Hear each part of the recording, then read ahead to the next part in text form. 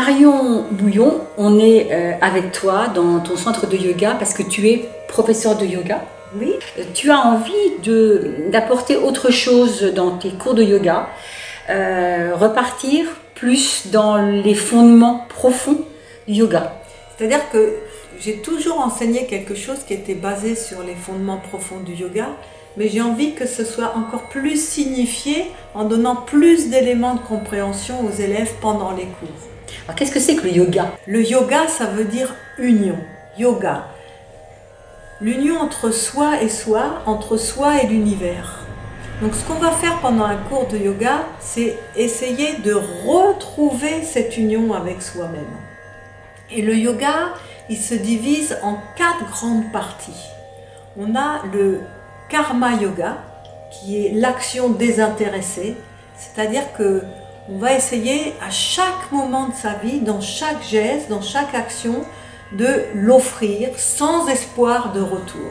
Simplement être dans l'offrande totale de chaque service qu'on va rendre à la nature, à la terre, à l'humanité.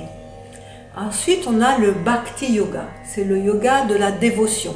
Et là, on va voir les chants, on va voir les rituels, on va voir la musique. Par exemple, la musique qu'on a entendue avec Senthil tout à l'heure, c'est du bhakti yoga. On a aussi le raja yoga, qui est une étude du mental et une étude de l'observation du mental. Et dans cette étude, il y a aussi les asanas, qui sont les postures. Parce que pendant les postures, on va avoir une influence sur le mental et des réactions du mental. Ce qu'on fait en Occident, souvent, on extrait les postures, on dit c'est le yoga. Mais ce n'est qu'une partie du yoga. Et on a aussi le jnana yoga, qui est... Les personnes qui pratiquent le jnana yoga ont en principe une assise très profonde dans les 3 autres formes de yoga. Et là, il y a une étude très approfondie de la philosophie du yoga. Alors, quand tu parles des différentes phases du yoga, on les travaille tout ensemble ou on les travaille les unes après les autres?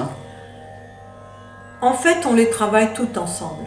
Ça dépend des choix. Ça dépend, chaque personne va être attirée par une forme de yoga ou par une autre forme de yoga. Mais c'est très important, ça c'est les particularités de l'école Shivananda, c'est très important de pratiquer les 4 formes de yoga en même temps pour pas devenir excessif dans une forme. Les asanas, c'est une partie du Raja Yoga et c'est très important pendant les asanas d'avoir l'influence et la relation avec les autres formes de yoga pour pas arriver à faire une espèce de gymnastique ou un fitness yoga, mais d'être vraiment dans une pratique qui est au service de l'évolution de notre être profond. Ça paraît compliqué quand on t'entend parler, parce que l'asana, ce n'est pas simple, je précise, puisque j'en ai fait, que c'est quelquefois compliqué et douloureux, mais en plus, effectivement, d'apporter autre chose, ça paraît difficile comme ça à t'entendre. Alors, j'ai entendu le mot douloureux. Dans les asanas, dans les positions, voilà. Les postures, Alors, oui. Douloureux, si on fait une pratique juste, c'est pas douloureux. Je veux dire, on n'est pas en train d'être à l'encontre de soi-même. Au contraire, on va y mettre beaucoup de discipline dans le sens être disciple de. On va y mettre beaucoup d'intensité. On va aller aussi chercher la flexibilité, la détente.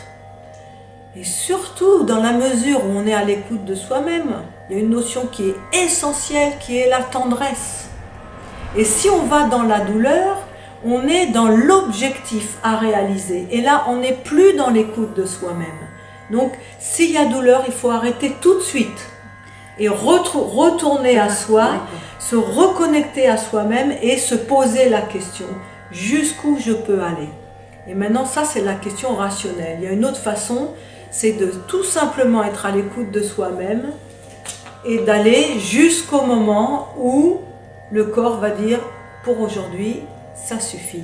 Ou pour aujourd'hui, c'est ce qui est bon pour moi. Et là, on n'est pas dans la douleur.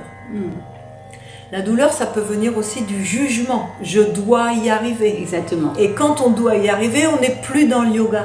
Il y a des techniques, il y a de la respiration, parce que c'est pas évident de tout d'un coup de se dire je m'écoute, je me respecte et je suis tendre avec moi-même. Ça, c'est compliqué. C'est compliqué parce qu'on a été éduqués à l'inverse. On nous a tous les jours Tous les jours, on nous propose des challenges. On voit bien, tout le monde arrive ici, enfin la plupart des élèves arrivent en disant « je suis stressé, je suis angoissé, j'ai besoin de me détendre ». Mais on n'est pas d'une nature stressée ou angoissée.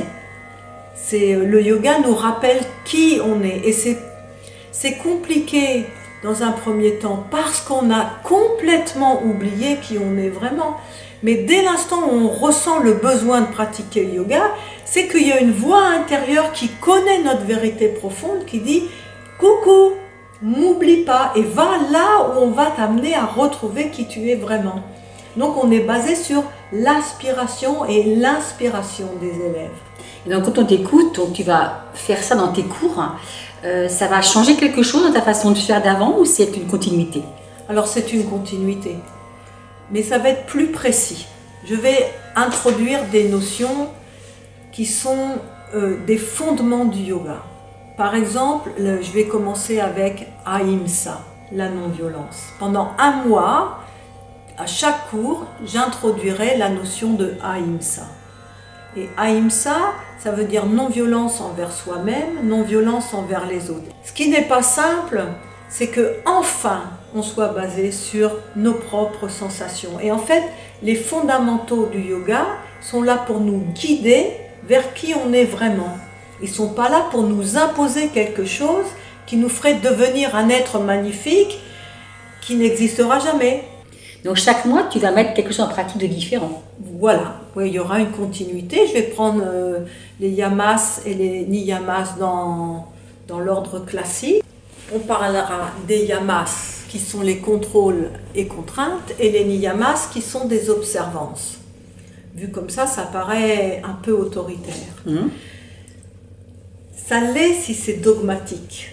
Et on a souvent, malheureusement, des guides qui sont dogmatiques. C'est pour ça qu'il y a un tel rejet de tout ce qui est spirituel, parce qu'il y a une confusion entre dogme et spiritualité.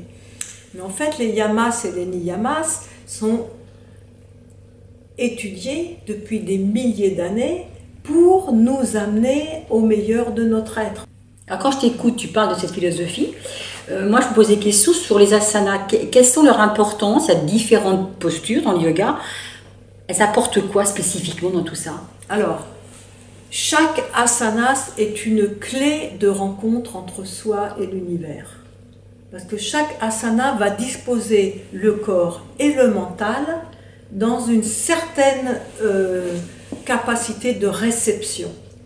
Alors, tu as des messages qui peuvent arriver pendant les asanas, mais tu as aussi, surtout, ce qui se passe à l'intérieur de ton corps. Si je me mets dans une posture qui fait un travail de torsion sur la colonne vertébrale, je vais activer la moelle épinière, je vais la nettoyer et l'énergie de la moelle épinière va aller dans les organes, dans tout le système nerveux. Donc là, j'ai un bénéfice immédiat. Chaque asana a sa à son sens et à sa particularité. Voilà. Et sur la construction d'un cours, en tout cas tel qu'on le pratique ici, à la fin du cours, on a travaillé toutes les parties du corps, tous les muscles, tous les tendons, tous les nerfs, tous les organes, tout le système endocrinien, tout le corps a été mis en activité. Et j'ai besoin des yamas et des niyamas pour pouvoir contrôler la façon dont je vais gérer la révélation de l'émotion enquistée. Côté pratique, alors où peut-on te trouver et comment se passent tes cours? Alors, on peut me trouver ici. Oui, ici, c'est on peut mettre en dessous. Ici, ça a une adresse, 18 rue Savorgnan de Brazza, au centre de yoga Shruti. Cette année, on va continuer les activités qu'on a fait l'année précédente. Vous verrez tout sur le site. Et en plus, on aura des méditations guidées au violon avec Sentil. On va probablement aussi organiser des concerts avec Sentil et son frère. Tous les mois, on fera une vidéo à propos d'un des thèmes spécifiques, un yamas ou un niyamas, un des thèmes spécifiques qu'on abordera pendant les cours, pendant tout ce mois-là.